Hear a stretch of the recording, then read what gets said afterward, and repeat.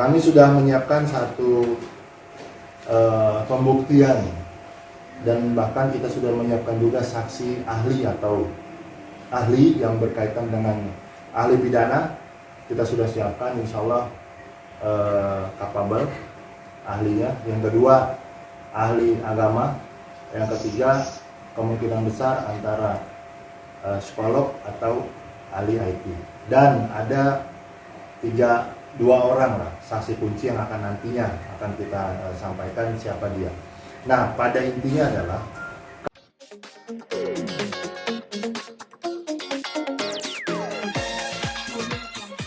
Bismillahirrahmanirrahim. Terima kasih buat teman-teman yang sudah hadir hari ini di kantor kami. Terima kasih juga buat yang sudah menunggu, karena memang tadi brother kita syuting belum selesai dan ada juga syuting lagi harusnya hari ini sekarang habis dari sini. Baik, terima kasih. Dan teman-teman, hari ini kita ini adalah preskon pertama secara resmi pasca sahabat saya, klien kami Vicky Prasetyo keluar dari Rutan Salemba dan mendapatkan penangguhan penahanan. Dan di sini kita akan buka satu sesi tanya jawab secara menyeluruh. Ketika memang teman-teman ada pertanyaan yang spesifik ataupun pertanyaan yang lebih dalam, di sini kita bisa bahas berkaitan, sekali lagi berkaitan dengan proses persidangan dan apa yang akan kita lakukan ke depan, dan mereview apa yang sudah kita lalui pada sidang yang kemarin. Langsung saja atau gimana? Buat teman-teman mau nanya dulu? Ya boleh. Oke.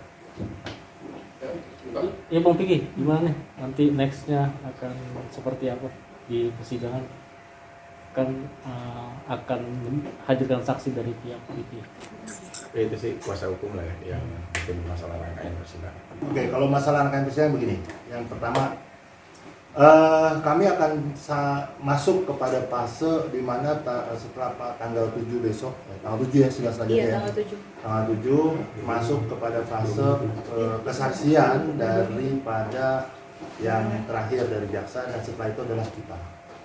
Kami sudah menyiapkan satu pembuktian dan bahkan kita sudah menyiapkan juga saksi ahli atau ahli yang berkaitan dengan ahli pidana. Kita sudah siapkan, insya Allah kapabel ahlinya. Yang kedua ahli agama. Yang ketiga kemungkinan besar antara psikolog atau ahli IT. Dan ada dua orang lah saksi kunci yang akan nantinya akan kita sampaikan siapa dia. Nah, pada intinya adalah kami memiliki satu keyakinan dalam proses persidangan ini bahwa klien kami Vicky Prasetyo jauh daripada faktanya ya, daripada apa yang dituntut.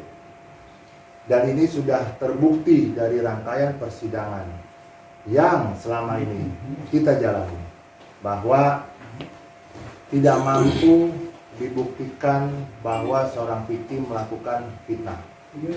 Sudah barang tentu jelas ketika tindak pidana yang dituduhkan seorang Vicky melakukan fitnah, dalam proses pidana itu ada namanya kepatutan.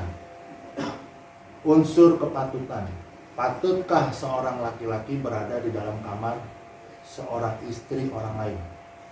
Tidak patut jawabannya, pasti. Dan dalam hukum, dan kita sudah mereview banyak pendapat-pendapat hukum, bahkan dari Mahkamah Agung mengatakan dalam ada jurisprudensi yang kita dapatkan bahwa kepatutan dalam hal yang namanya kan itu perzinahan itu tidak harus dibuktikan dengan adanya yang kemarin dikatakan oleh saksi ahli, adanya hubungan kelamin. Tidak ada, tapi kepatutan patut kita adanya prasangka, dugaan-dugaan perzinahan sesuai dengan apa yang dilaporkan Vicky Prasetyo, bahwa jam yang tidak patut, lokasi yang tidak patut, dan hubungan yang tidak patut. Ini yang selama ini belum pernah kita ungkap. Bahwa apakah jam patut itu bersesuaian, ternyata tidak, di atas jam 12 malam. Apakah bersesuaian kepatutan mengenai seorang Vicky Aman berada di dalam kamar seorang perempuan yang notabene istri orang, dan di rumah yang notabene hari itu masih sama-sama di rumah istri orang, di rumah orang lain berada di dalam satu kamar. Nah, kemudian banyak hal yang juga kejanggalan-kejanggalan tentang SP3. Akan ada proses terkait daripada SP3 karena kita melihat sejauh ini sampai detik ini. Tadi saya berdiskusi dengan klien saya, kalau jaksa mampu mengeluarkan rekaman video dari tayangan televisi, kenapa sampai detik ini jaksa tidak mau atau tidak mampu menghadirkan yang namanya rekaman CCTV? Karena di situ teknologi tidak mungkin dibohongi, betul?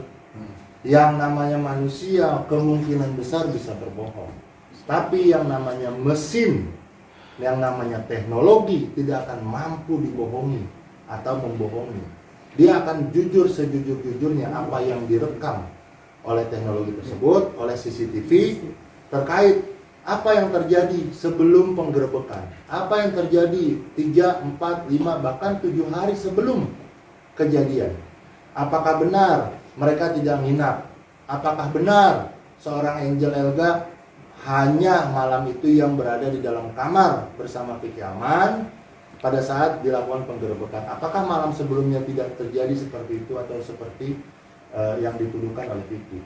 Maka yang selama ini digembar-gemborkan oleh pihak daripada Angel, dari pihak daripada alibi Vicky Aman, bahkan kuasa hukum daripada Angel sebagai pelapor selalu mengatakan CCTV. Alibi yang mereka buat, alibi yang mampu dipatahkan dengan mudah. Karena beralibi kita melihat CCTV. Sedangkan Vicky Prasetyo hidup berbulan-bulan di sana. Dan Vicky Prasetyo mengatakan ada CCTV. Pertanyaannya kenapa tidak dilampirkan untuk menguatkan dugaan bahwa Vicky melakukan intervensi atau melakukan unsur-unsur perbuatan tidak menyenangkan dengan kekerasan yang dituduhkan kepada klien kita. Itu yang kita pertanyakan sampai hari ini, terlepas dari proses apapun itu. Nah, yang ketiga, bahwa klien kami hari ini berpikir untuk bagaimana mengembalikan kekuatan untuk bisa majelis hakim yang terhormat nanti memberikan putusan yang seadil-adilnya. Apa itu keadilan? Keadilan bukan berarti mengikuti keinginan kami, bukan berarti mengikuti keinginan daripada Angel Elga dan kawan-kawan. Tapi murni apa yang terjadi, fakta apa yang terjadi. Dan sangat-sangat sekali lagi kami menyayangkan ketika memang ada dalam proses penyidikan itu tidak dilakukan secara sempurna sesuai dengan protap daripada Perkap Kapolri. Itu yang sampai saat ini kami sangat menyesali hal tersebut.